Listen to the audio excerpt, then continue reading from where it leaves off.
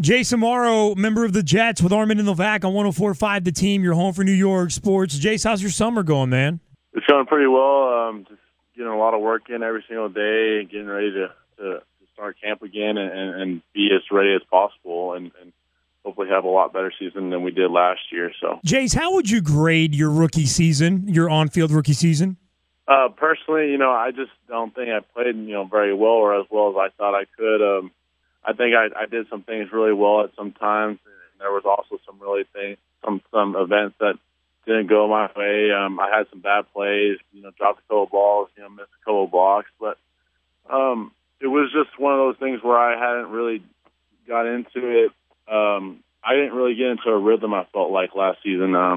Felt like I had a couple good games where I caught 5 or 6 balls, and then there were some games where it was 0. And then, so I feel like, with that, I have a lot to grow on. I have a lot to build on. Hopefully we'll be able to play a lot more snaps this year throughout the games to get, a better feel for how the game's going.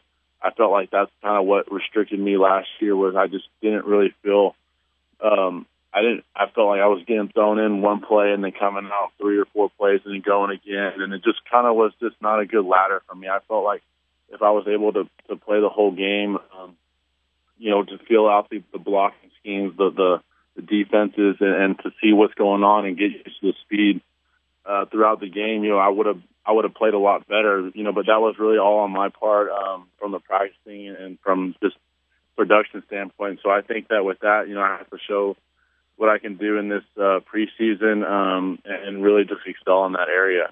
Jets H-back Jace Amaro with Armin and Levac on 104.5 The Team. Tell us about H-back as your new title. What does that mean position-wise? It's very similar to the Y. It's really just a more of a variation. They have the H moving around a lot more than they do the Y. So I think really that's the only big thing. But to me, I really want to be the guy that goes in at both positions. Me and whoever's at the Y or whoever's at the Y and H can always switch roles and assignments. So I think with that, it's just really a variation move where they can split me out, they can move me in the backfield, slot, and do all these other ideas that they have. Did they come to you and say, "Hey, we have an idea of a position where you would be better at," or did you mention something to them? The first day they came in, it was kind of designated that that's where I was going to be at. But it was interesting, with Coach Gailey that he just, had so many ideas early on that he was motioning me, putting me outside, throwing me around everywhere.